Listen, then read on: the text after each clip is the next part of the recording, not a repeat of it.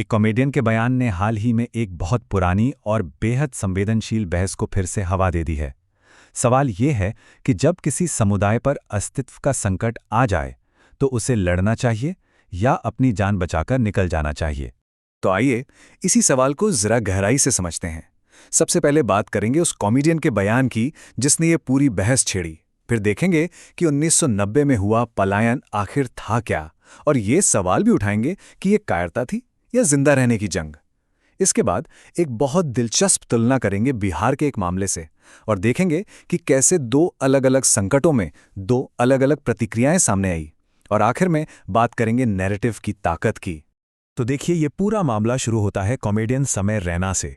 वो खुद एक कश्मीरी पंडित हैं और उनका एक कॉमेडी स्पेशल है स्टिल अलाइव। बस उसी में उन्होंने एक बात कह दी। अब ये जो बात उन्होंने कही ना, ये उस नैरेटिव पर सीधा हमला है जो सालों से चल रहा था कि कश्मीरी पंडित तो कायर थे इसलिए घाटी छोड़कर भाग गए। मतलब उन्होंने कहा कि पलायन कायरता नहीं थी बल्कि जिंदा रहने के लिए लिया गया एक प्रैक्टिकल फैसला था।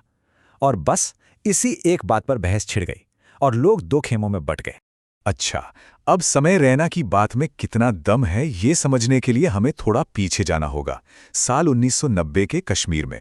सबसे जरूरी बात यह है कि उस वक्त पंडित समुदाय वहां एक बहुत छोटी माइनॉरिटी था। पूरी आबादी का सोचिए सिर्फ 4 से 5%। और ये सब कुछ अचानक नहीं हुआ था। ये आतंक फैलाने की एक सोची समझी साजिश थी। इसका मकसद ही था कि डर का एक ऐसा माहौल बना दिया जाए। और नतीजा ये हुआ कि पंडितों के सामने सिर्फ 3 रास्ते छोड़े गए। उन्हें एक ऐसा अल्टीमेटम दिया गया जिसका ऐलान मस्जिदों से खुलेआम किया जा रहा था। तो घूम फिर कर हम वापस उसी मूल सवाल पर आ जाते हैं। ऐसे हालात में घाटी छोड़कर जाना, क्या ये कायरता थी या फिर जिंदा रहने की एक समझदारी भरी स्ट्रैटेजी? इसे ऐसे समझिए, उनके सामने दुविधा क्या थी। एक रास्ता था जिसमें मौत लगभग तय थी, पर शायद बाद में लोगों ने बहादुर कहते। दूसरा रास्ता था जिंदगी का, पर उस पर कायरता का दाग लगने का डर था। क्योंकि सच तो ये है कि ये कोई बराबरी की लड़ाई थी ही नहीं। एक तरफ एक छोटी सी बिल्कुल अकेली पड़ी सिविलियन आबादी थी और दूसरी तरफ एक ऑर्गेनाइज्ड विद्रोह। अब यहाँ पर कहानी में एक दिलचस्प मोड़ आता है।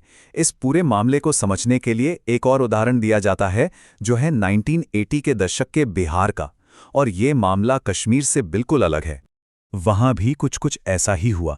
बिहार में एक खास समुदाय यानी उच्च जाति के हिंदुओं को निशाना बनाया जा रहा था और मकसद वही था कि टारगेटेड किलिंग्स करके उनमें इतना डर भर दो कि वो या तो घुटने टेक दें या इलाका छोड़कर भाग जाएं। लेकिन यहाँ एक बहुत बड़ा फर्क था। कश्मीर के उलट बिहार में इन समुदायों ने लड़ने का फैसला किया। उन्होंने हथियार उठाए और खतरे का सामना करने के लिए अपनी खुद की सेनाएं या कह लीजिए मिलिशिया बना ली। तो हमारे सामने दो अलग अलग जगह के संकट हैं और दोनों में बिल्कुल उल्टी प्रतिक्रियाएं देखने को मिली। सवाल ये है कि ऐसा क्यों हुआ, ये फर्क क्यों आया? देखिए, दोनों जगहों की जमीनी हकीकत में जमीन आसमान का फर्क था। जो सबसे बड़ा अंतर था वो था दुश्मन की ताकत और उसे मिल रहे सपोर्ट में। कश्मीर में लड़ने का मतलब था पूरी की पूरी आबादी के खिलाफ जाना, जो कि नामुमकिन था। तो इससे एक बात साफ होती है, लड़ना या भागना, इनमें से कोई भी अपने आप में सही या गलत नहीं है। कौन सा फैसला सही है, ये पूरी तरह से उस वक्त की जमीनी हकीकत और जिंदा बचने के चांस पर निर्भर करता है। अच्छा, घटनाओं के अलावा एक और लड़ाई है जो लड़ी गई, और वो है नैरेटिव की लड़ाई। यानी इस पूरी कहानी को कैसे सुनाया जाए, कैसे याद रखा जाए। कई सालों तक एक दूसरा ही नैरेटिव चलाया गया। एक ऐसी कहानी गढ़ी गई जिसमें कश्मीरी पंडितों को पीड़ित नहीं बल्कि प्रिविलेज लोग बताया गया। ये कहा गया कि वे अपनी इस हालत के लिए खुद ही जिम्मेदार थे। अब इस नैरेटिव ने क्या किया? इसने हिंसा के पीछे के धार्मिक और चरमपंथी एंगल को पूरी तरह से नज़रअंदाज कर दिया। सारा दोष पंडितों पर ही मढ़ दिया गया और उनके पलायन की असली कहानी को दबा दिया गया, उसे कमज़ोर कर दिया गया। और यहाँ एक और बात कही जाती है, एक तरह के दोहरे मापदंड की, कि जब दूसरे समुदायों की बात आती है तो मानवाधिकारों की बहुत चर्चा होती है, लेकिन कश्मीरी पंडितों के मुद्दे पर या तो चुप्पी साध ली गई या फिर उन्हीं को दोषी ठहरा दिया गया। और इसीलिए समय रैना का वो बयान इतना अहम हो जाता है। उनके शब्द उस पुरानी, सालों से बनी बनाई कहानी को सीधी चुनौती देते हैं और उस चुप्पी को तोड़ते हैं। तो अंत में ये हमें एक बड़े सवाल के साथ छोड़ जाता है जब इतिहास पर ही विवाद हो तो आखिरी कहानी कहने का हक किसे मिलता है और सच का कौन सा रूप आखिर में टिक पाता है?